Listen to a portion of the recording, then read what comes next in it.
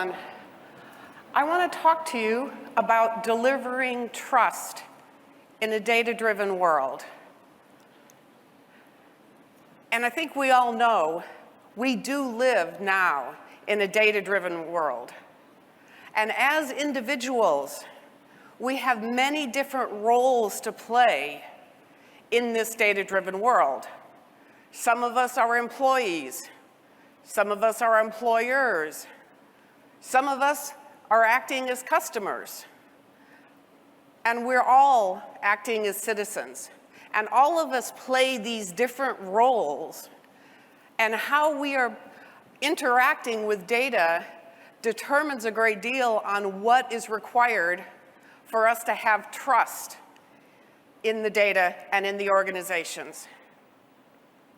For businesses, getting this right is crucial, and I have some statistics for you.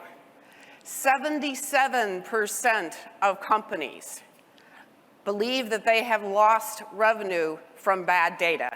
That's 77% of them. 19% of them believe that they have lost customers as a result of bad data. And if you think about what companies are trying to do, you really want to keep the customers that you have. So that 19% is significant because customer acquisition is a significant cost to an enterprise. And 24.4% of companies claim that they have managed to become data-driven. Now, I don't know about how you all work in your organizations, but I can tell you that moving from an organization that works off of its gut to one that works off of data is a significant transition. Many successful leaders feel that their value to the organization comes from the fact that they've got a good gut, they've got good instincts. And what we learn as we become more data-driven is that the world doesn't always work the way that we think it does. And our guts are no longer sufficient. As we think about our role as individuals, we have to understand our rights. We have to understand all of the new regulations that are continuing to come and all of the changes to the cookie policies. And I'm sure you're all just as thrilled as I am with some of the changes that requires you to go yet again back through all the cookie authorizations.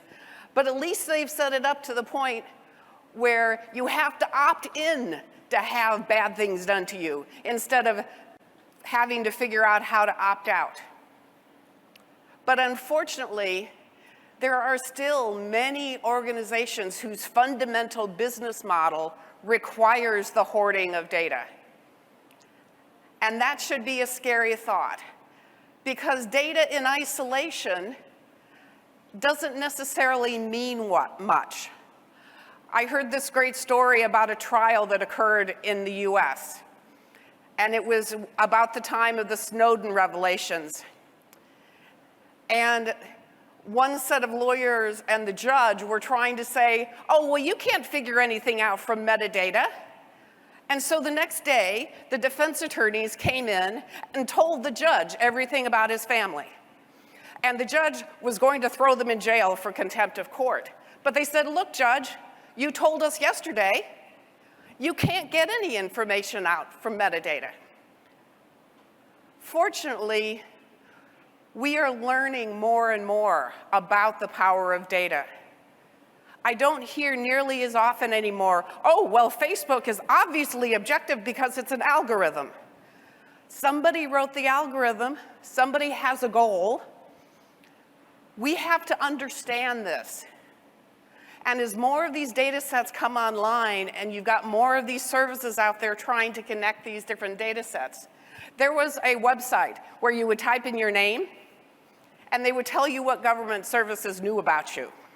They got right the fact that I owned a house. They got wrong the fact that I was married. It might be interesting to know who I was really married to. I certainly didn't know. People need to become more informed. And as technologists, part of our responsibility is to help people within our circles, help our less technologically savvy friends to understand things like the importance of a password manager, privacy-aware browsers, and actually not turning on all of those cookies. Minister Josephine mentioned this earlier, but for governments, universal access is critical. If you think about it, as a business person, you can make a choice to say, I'm not going to worry about that population. Maybe it's people who don't read well. Maybe it's people who are hearing impaired. You can make that choice. Governments cannot make that choice. If you are going to provide services solely through a digital channel, all of your citizens have to be able to access that digital channel. So universal access is critical. And what about trust? I liked that circle that we saw earlier with safety and security and all of that. I would want to add one to that, although it's probably implied by the others that was in that circle for the root of trust, and that is transparency.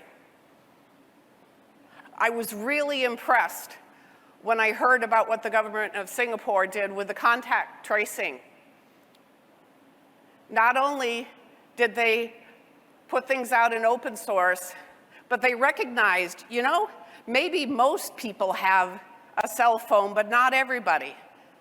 And so they gave out a token. I'm sure I'm preaching to the choir here, but they also published the specs. They're saying, here, look. Now let's take a look at a counterexample. What Elon Musk and Twitter are going through right now is rather topical. He's changing policies, and people don't know why, and people don't know what. Security, obviously, is also critical in maintaining trust. I need to believe that what information I am entrusting to another organization is going to be protected. And I also judge trustworthiness on the basis of accessibility and availability. Now, none of these are absolutes. Let's go back to the Twitter instance. Many people are talking about moving to Mastodon as a result of what's happening. Many of the public Mastodon servers have not been holding up very well to the influx of people. So far, people are giving the Mastodon servers the benefit of the doubt, and you don't hear too much of, oh no, they can't be trusted. But that is a real possibility. You do hear many instances of online retailers where if the systems collapse on whatever the Singaporean equivalent of Black Friday is, if the systems collapse, they're not going to go back. You probably only have one shot. And so availability is one factor of trust. Now, there are two aspects that I want to talk about here when it comes to trust. And one is policy, and then the other is technology. And I'll start with policy. The whole point of having a policy is to establish expectations. I am going to tell you what you should expect from me. And I'm going to tell you, actually, what I expect from you as well. And specifically, policies communicate our values and our intentions. One example that comes from my company, Thoughtworks, we have something called the Open Knowledge Policy, which tells our employees, this is our stance on the intellectual property that you create.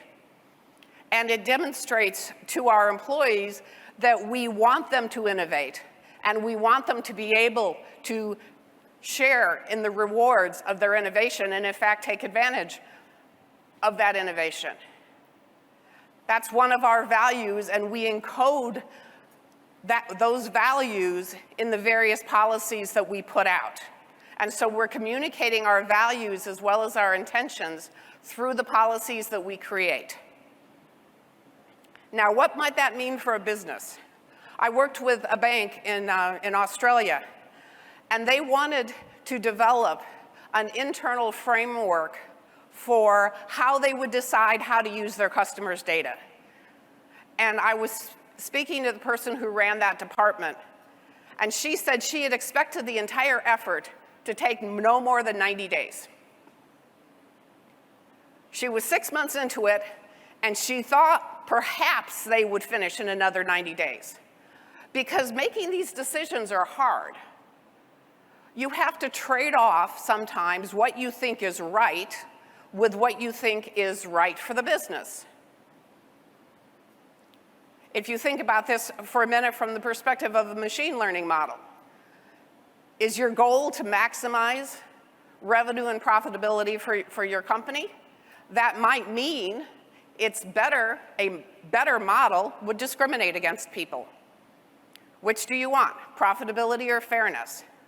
These are decisions that organizations have to make for themselves.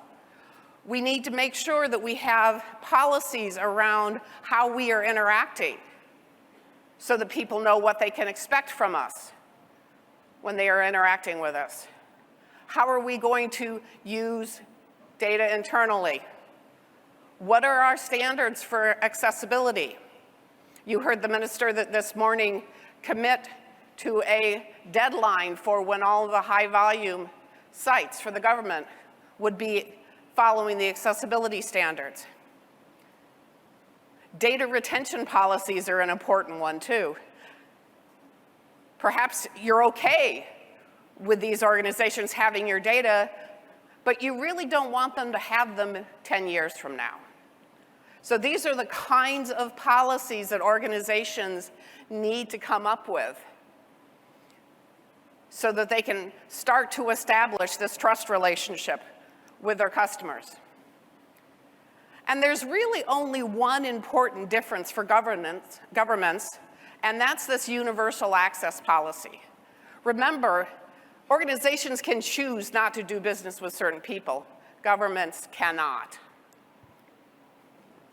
So what are some technology approaches for enabling trust? And the first thing we have to realize is that actually trust is impacted more by our systems than they are by our policies. And the reason for that is that our systems are the external representation of our policies. So what are the kinds of things we have to consider? Infrastructure security. It's interesting when you look at all of the high-profile data breaches, how often it is, oh, there was this password over here, there was an admin password. It's really disheartening to realize how careless sometimes we are. This should just be hygiene. But infrastructure security is important. And one of the things that has significantly changed when you go from an on-prem environment to a cloud environment is an environment in the cloud is just an environment in the cloud. The number of times I've heard from people, oh, well, we don't have to worry about securing that instance. It's just a test environment. Well, there is no such thing as just a test environment in the cloud.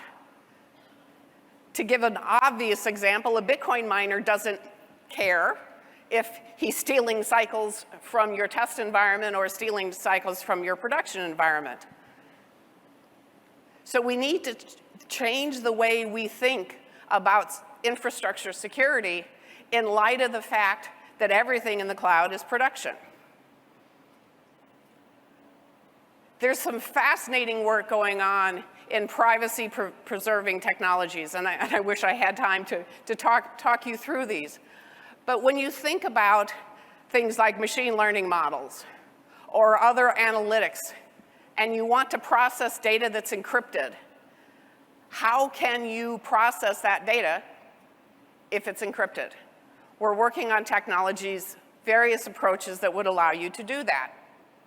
And then application security.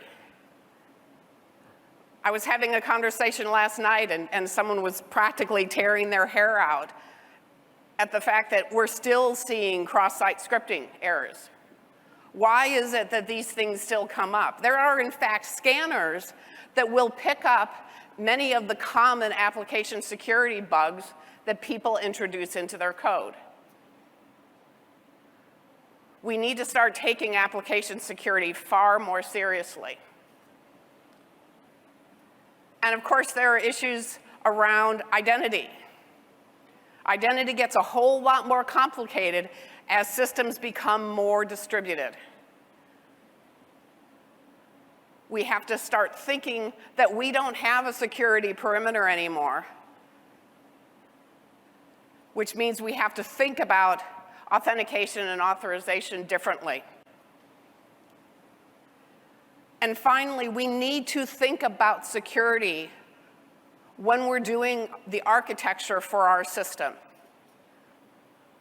Now, it may be that in your particular case, security is not that important.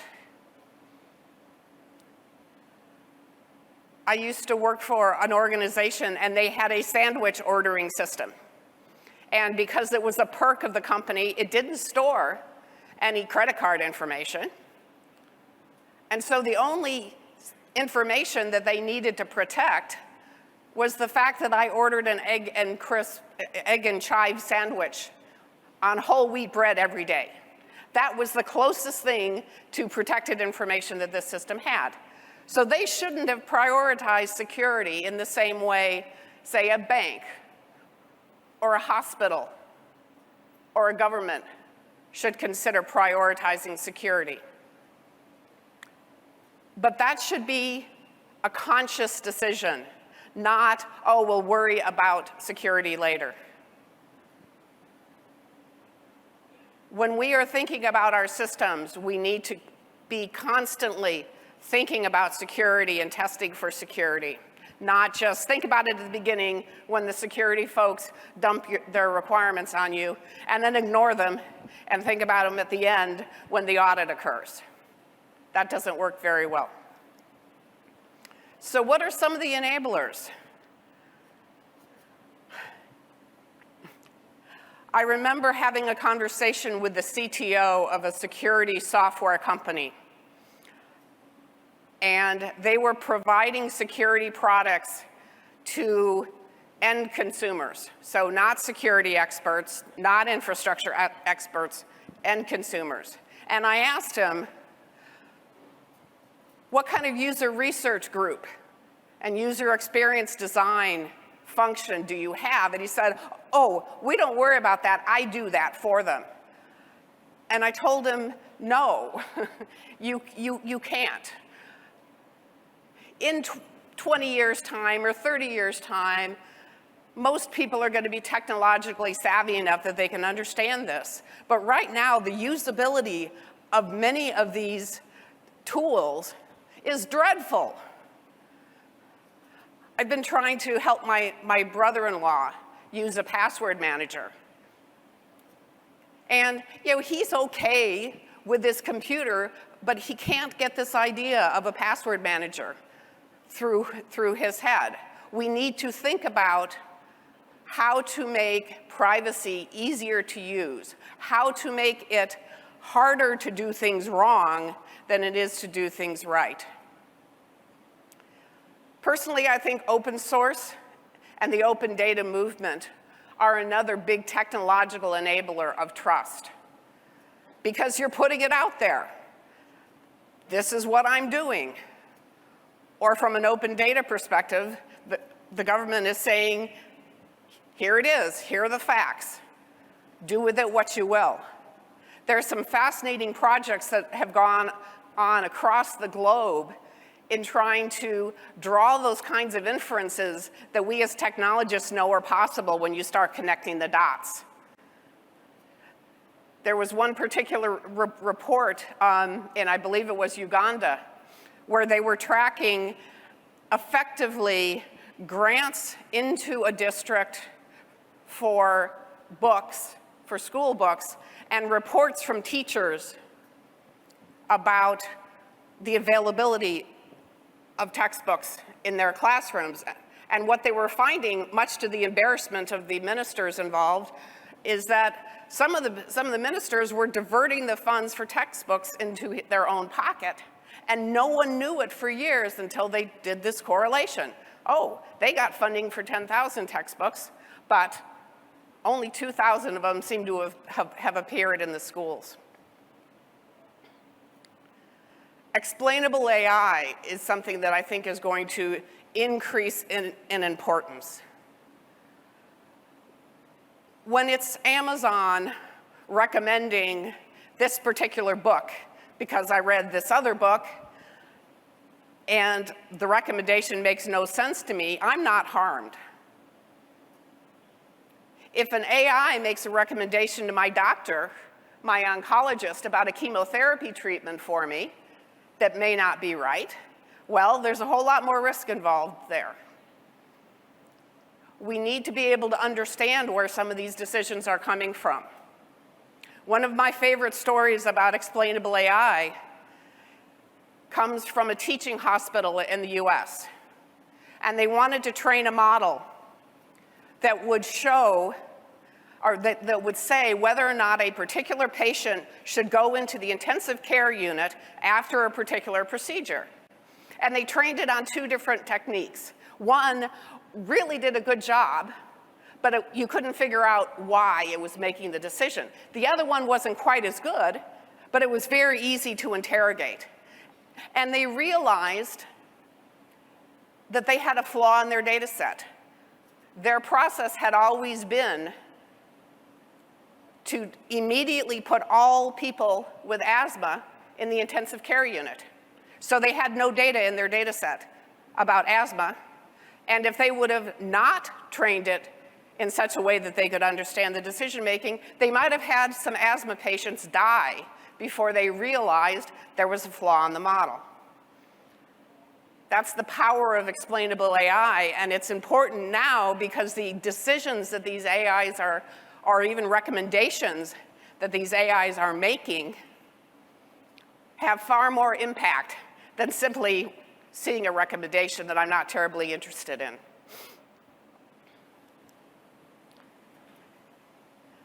So how do we ensure that our systems reflect our policies?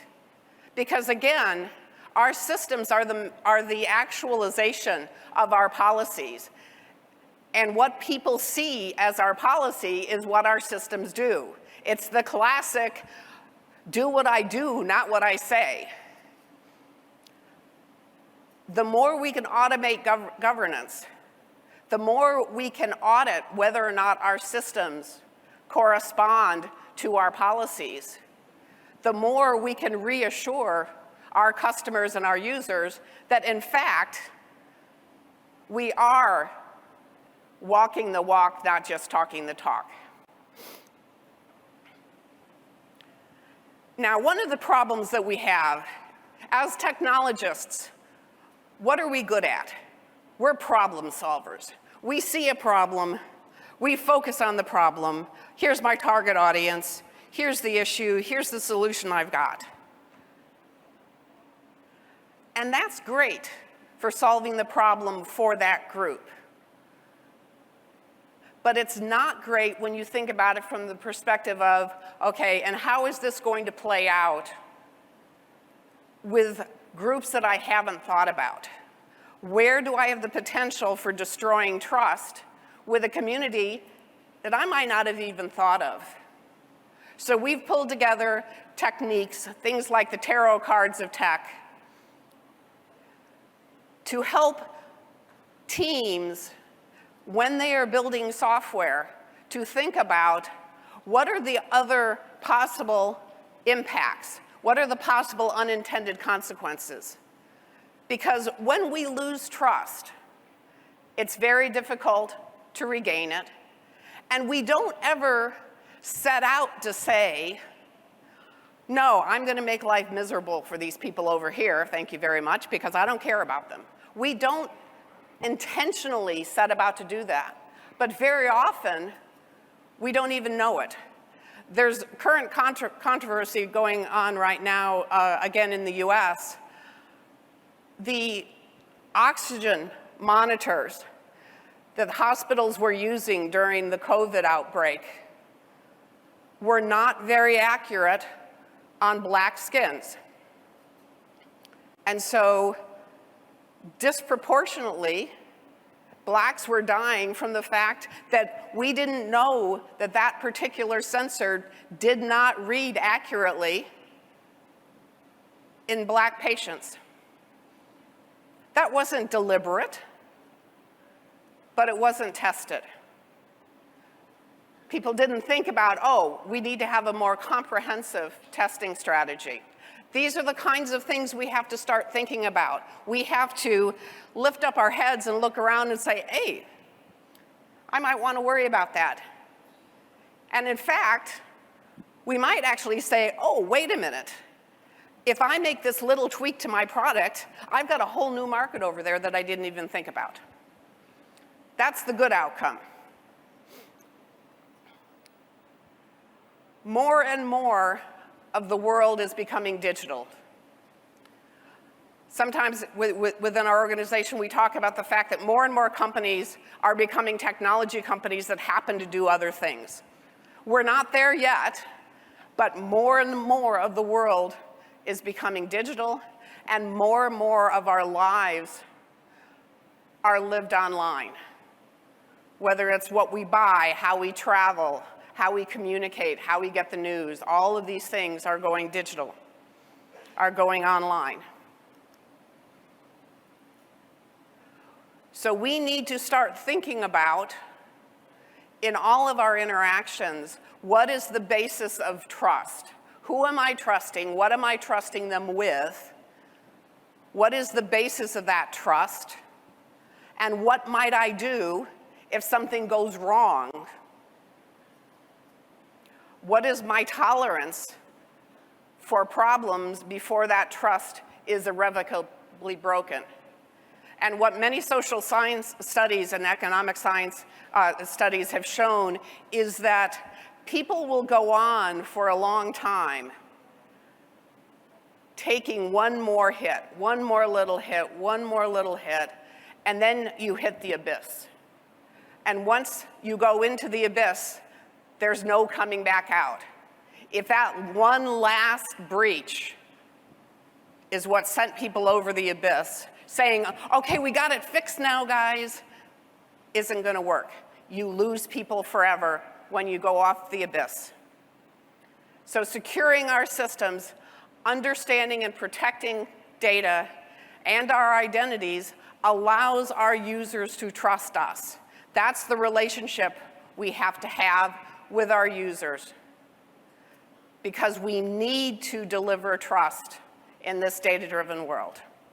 Thank you very much.